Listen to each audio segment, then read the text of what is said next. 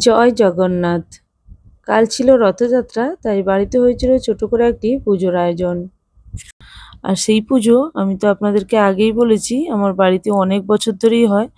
যেহেতু আমার ছেলে রথ টানতে ভালোবাসে এবং ওর ছোটবেলা থেকে এই রথটা আমি করে থাকি। আর তার জন্য বাড়িতে সামান্য কিছু আয়োজন করেছিলাম এবং এর মধ্যে ছিল খাজা এবং গজার রেসিপি। তাই আজকে আপনাদের সঙ্গে শেয়ার করব এই খাজা এবং গজার রেসিপি। প্রথমেই আমি একটি বড় ধরনের পাত্রের মধ্যে ময়দা নিয়ে নিয়েছি ১.৫ কাপ পরিমাণে, আর নিয়ে নিয়েছি 1/4 কাপ পরিমাণে ঘি। ঘিয়ে ভাজা গজা জগন্নাথ দেবকে দেওয়া হয় এবং এই গজা খেতেও কিন্তু খুবই ভালো হয়। তাই অবশ্যই ঘি দিয়ে এই গজা বানানোর চেষ্টা করবেন, তাহলে গজাটা খুবই খাস্তা হবে। এবার ঘি দিয়ে ময়াম দেওয়ার পরে তারপরে দিয়ে দিলাম জল। আর হ্যাঁ, যেহেতু আমি জগন্নাথ মহাপ্রভুর জন্য বানাচ্ছি, এখানে আমি লবণ ইউজ করছি না। আপনারা চাইলে অল্প লবণ এবং চিনি এখানে দিতে পারেন। আর এটা যেহেতু চিনির রসে দেওয়া হবে, তাই চিনির প্রয়োজন নেই, তবে আপনারা চাইলে দিতে পারেন। প্রথমেই খুব ভালো করে এটাকে মাখিয়ে নিচ্ছি, আর তারপর এটাকে রেস্টিংয়ের জন্য কিছুক্ষণ রেখে দেব। রেস্টিংয়ে রাখলে ঘি এবং সমস্ত উপকরণগুলো খুব ভালো করে মিশে যাবে এবং ময়দার মধ্যে একটা গ্লুটন চলে আসবে। এরপর ভালো মতন আবারও হাতের সাহায্যে মেখে নেব। এতে করে বেশ ভালো মতন খাস্তা হবে এই গজাগুলো। আবারও হাতের সাহায্যে ভালো করে মথে নিয়ে এর মধ্যে লেচি কেটে নেব। আমি এখানে ৮টি মতো লেচি কাটছি। আপনারা চাইলে যেরকম খুশি লেচি কেটে নিতে পারবেন প্রয়োজন মতো। আমি ৪টে করে লেয়ার দিয়ে গজাগুলো বানাবো। আপনারা যদি বেশি লেয়ার দিতে চান সেক্ষেত্রে আরও বেশি করে ময়দা মাখিয়ে নিতে পারেন। এবার সমস্ত লেচিগুলো কাটা হয়ে গেল।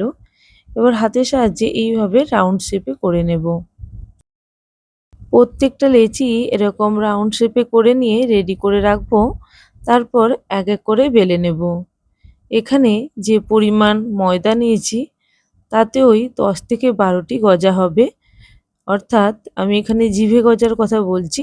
জিভে গজা বানানোর পরে যেটা বাঁচবে সেটা দিয়ে আমি কাঠি গজা বানিয়ে নেব।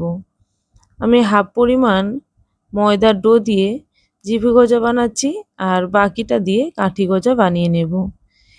একই মিশ্রণ দিয়েই আমরা দু ধরনের গজা বানাতে পারি এবং এই একই মিশ্রণ দিয়ে আমরা চাইলে নিমকিও বানিয়ে নিতে পারি। সেমভাবেই বানানো হয়, শুধুমাত্র ডোটা আগে থেকে মাখিয়ে রাখলে সব কিছুই বানানো যেতে পারে। এখানে আমি এক এক করে লেচিগুলোকে বেলে নিচ্ছি পাতলা করে। তারপর এক এক করে লেয়ার দিয়ে লেচিগুলোকে সাজিয়ে নেব। এখানে আমার ৪টে বেলা হয়ে গেছে বর্তমানে।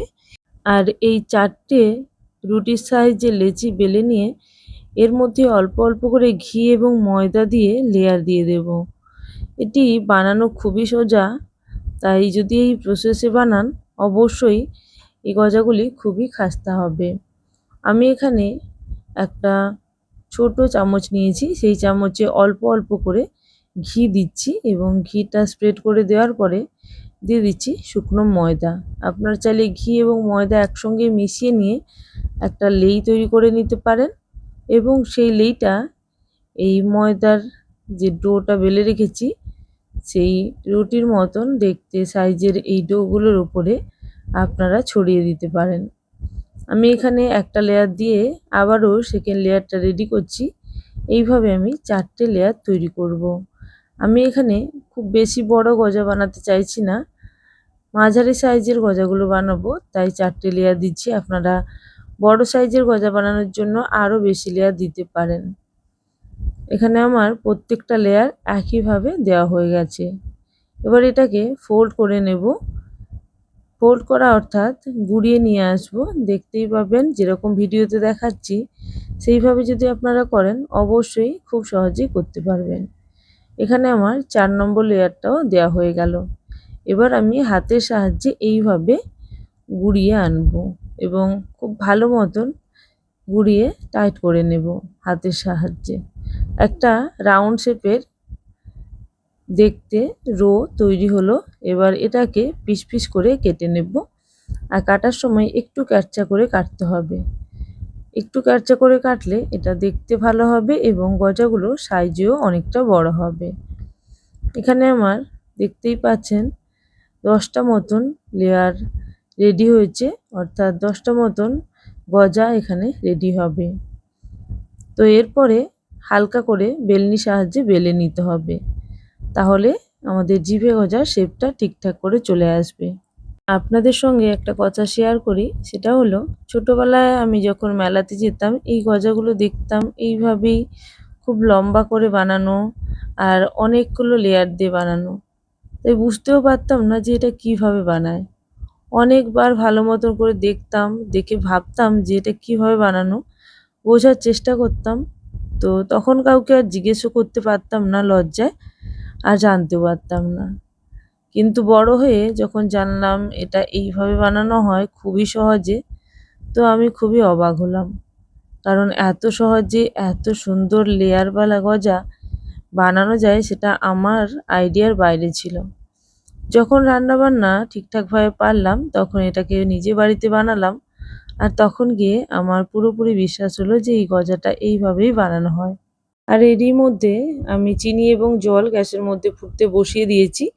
এটা দিয়ে চিনি শিরাটা বানানো হবে, অর্থাৎ গজার গায়ে যে চিনির লেয়ারটা থাকে সেইটা বানানোর জন্য আমি জল এবং চিনি দিয়েছি। এর পরিমাপ দিয়েছি, যতটা চিনি নিয়েছি তার ঠিক হাফ জল নিয়েছি। অর্থাৎ এখানে আমি 1 বাটি চিনি এবং হাফ বাটি জল নিয়ে ভালো মতন ফুটিয়ে নিয়েছি, এবং এখানে ফ্লেভারের জন্য আমি কিছুটা কেশরের ধাগা দিয়েছি। আপনারা চাইলে নাও দিতে পারেন, যদি অ্যাভেলেবেল থাকে অবশ্যই দেবেন, এতে গজার টেস্টটা খুবই ভালো হবে। এরপর চিনি শিরা কিছুক্ষণ ফুটিয়ে নিয়ে আমি নামিয়ে নিয়েছি। চিনি শিরাটা এমনভাবে ফোটাতে হবে যাতে চিনি যে পাত্রে শিরা ফোটানো হয়েছিল সেই পাত্রের গায়ে হালকা চিনির একটা লেয়ার বসবে, যেরকম আমরা গজার গায়ে দেখতে পাই ঠিক সেই রকমভাবে। এরপর আমি ভেজে নেব গজাগুলো। চিনি শিরা আগে তৈরি করে রাখতে হবে এবং হালকা উষ্ণ গরম থাকবে সেই অবস্থায় এই গজাগুলো ভেজে নিয়ে দিতে হয়। এবার আমি গজাগুলো দিয়ে দিলাম একেবারে ঠান্ডা তেলে, অর্থাৎ হাত ডোবানো যাবে টেম্পারেচার এরকম থাকবে তেলের মধ্যে। যদি আমরা সঙ্গে সঙ্গে গরম তেলের মধ্যে দিয়ে দিই তাহলে গজাগুলো বাইরে থেকে লালচে রং হয়ে যাবে কিন্তু ভেতর থেকে কাঁচা থেকে যাবে, আর একেবারেই ক্রিস্পি বা খাস্তা হবে না, নেতিয়ে যাবে লুচির মতন। তাই অবশ্যই সিঙ্গাড়া যেইভাবে ভাজা হয় সেইভাবেই এই গজাগুলো একেবারে ঠান্ডা তেলের মধ্যে দিতে হবে। এরপর গ্যাসের ফ্লেম মিডিয়াম রেখে উলটপালট করে ভেজে নিতে হবে, তবে খুব বেশি জোরে নাড়ানো যাবে না, তাহলে এই গজার লেয়ারগুলো ভেঙে যেতে পারে। যেহেতু বেশ খাস্তা এখানে আমি ঘি দিয়ে বানাচ্ছি, তাই অবশ্যই হালকা হাতে উলটপালট করে দুই দিকটা গোল্ডেন করে ভেজে নিতে হবে। এটা ভাজতে প্রায় 10 মিনিট মতন টাইম লাগে, খুব বেশি টাইম লাগে না।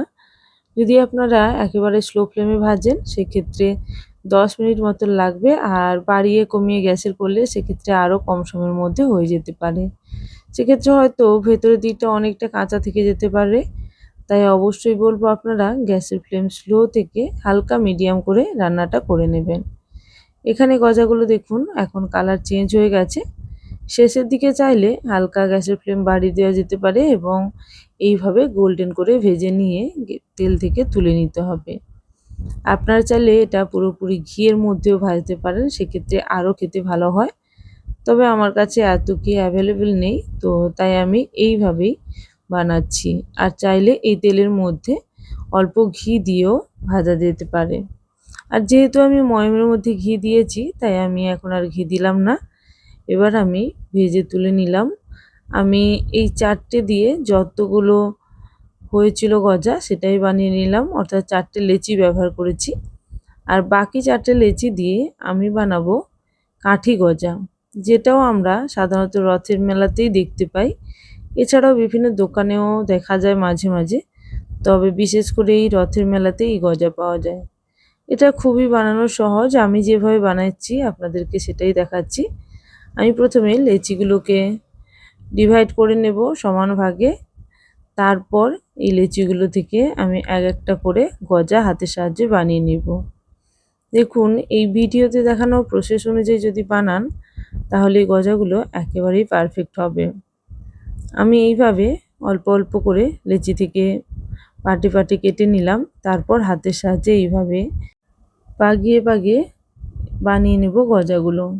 গজাগুলো বানানো হয়ে গেল আর সেদিকে আমি গ্যাসের ফ্লেমটা একেবারে বন্ধ করেই দিয়েছিলাম, কারণ গজাগুলো একেবারে ঠান্ডা তেলের মধ্যে ভাজতে হয়। তবে এই মুহূর্তে তেলটা পুরোপুরি ঠান্ডা করা যাবে না, যতটা সম্ভব টেম্পারেচার কমিয়ে নিয়ে তারপরে আমি গজাগুলোকে ভেজে নেব। গজাগুলো ভাজতেও ওই রকম মোটামুটি 5 থেকে 7 মিনিট টাইম লাগবে। এখানে আমি এখন তেলের মধ্যে গজাগুলো দিয়ে দিচ্ছি। গ্যাস এখন আমি বন্ধ করে রেখেছি। গজাগুলো দেওয়ার পরেই গ্যাসটা আমি অন করব এবং গ্যাসের ফ্লেম একেবারেই স্লো রাখবো। তবে প্রয়োজন মতো আপনারা কিন্তু কিছুটা বাড়িয়ে নিতে পারেন, আর তা না হলে কিন্তু অনেক টাইম লেগে যাবে ভাজতে। এখন গ্যাসের ফ্লেম একেবারে বন্ধ ছিল, আমি অন করলাম। এখন কিছুটা দেখুন ভাজা শুরু হয়েছে এবং এই বাবলসগুলো এসছে, তার মানে তেলটা হালকা হলেও গরম ছিল। এবার ভালো করে গজাগুলোকে ভেজে নেব। এটাও ঠিক গোল্ডেন কালার আসা পর্যন্ত ভেজে নিতে হবে। তবে এই গজাগুলো নাড়াচাড়া করা যাবে, যত ভালো নাড়াচাড়া হবে গজাগুলোর শেপ কিন্তু ভালো আসবে, কারণ আটি গজাগুলো কিন্তু একেবারে সোজা হয় না, হালকা বেঁকা থাকে। তবে একসঙ্গে দেওয়ার ফলে কিন্তু জড়িয়ে গেছে এইভাবে কিন্তু আপনারা ভয় পাবেন না, কারণ এটা দেওয়ার পরেই তেলে দিলে দেখতেই পাচ্ছেন প্রত্যেকটা গজা আলাদা হয়ে যাবে। এরপর এগুলোকে আমি এইভাবে উলটপালট করে ভেজে নেব গোল্ডেন কালার আসা পর্যন্ত। ভাজা হয়ে গেলে সমস্ত গজাগুলোকে আমি চিনির রসের মধ্যে দিয়ে দেব। আর সেক্ষেত্রে যদি চিনির রস অল্প বেশি থাকে, বলবো যে গ্যাসের ওপর বসিয়ে কিছুক্ষণ ফুটিয়ে নিতে, তাহলে চিনি শিরাটা একেবারে গজার গায়ে লেগে যাবে। আর যেহেতু আমার খুবই তাড়া ছিল, তাই আমি অল্প সময়ের মধ্যে বানিয়েছিলাম, পুজোর জোগাড় করতে হবে তাই আমি অতটা টাইম পাইনি, শুধুমাত্র চিনি শিরার মধ্যে দিয়ে তারপরে কিছুক্ষণ পরেই তুলে নিয়ে পুজোতে দিয়ে দিয়েছিলাম। তো এখন আমার গজাগুলো ভাজা হয়ে গেছে। এবার এই গজাগুলোকে তুলে নেব। সমস্ত গজাগুলো এখন আমি উষ্ণ গরম অবস্থায় রসের মধ্যে দিয়ে দেব। রসটাও হালকা গরম ছিল আর এদিকে গজাগুলো উষ্ণ গরম আছে। এরপর সমস্ত কিছুকে এইভাবে হালকাভাবে মিশিয়ে নিতে হবে, এতে করে সমস্ত চিনি শিরাটা এই গজাগুলো শোক করে নিয়ে একেবারে পারফেক্ট গজাতে রেডি হবে। তো এইভাবে আপনারা বাড়িতে গজা বানিয়ে স্টোর করে রাখতে পারেন। ছোট বাচ্চা বাড়িতে থাকলে তাকেও দিতে পারেন, এটা খেতে মজারই হয়। আমরা ছোটোবেলা খুব খেতাম, জানি না এখনকার বাচ্চারা এটা অতটা পছন্দ করে কিনা। আমার ছেলে তো অতটা পছন্দ করে না, তাই আমি খুব একটা বানাই না। তবে এই পুজোর বা রথের দিনে অবশ্যই বানাই। তো আপনারা একবার বাড়িতে বানিয়ে দেখুন, আপনাদেরও ভালো লাগবে, একেবারে ছোটোবেলা মনে পড়ে যাবে। তো আজকের জন্য এই পর্যন্ত, আবারও আসবো নতুন একটি রেসিপির সঙ্গে। ততক্ষণের জন্য সবাই ভালো থাকবেন, সুস্থ থাকবে। জয় জগন্নাথ।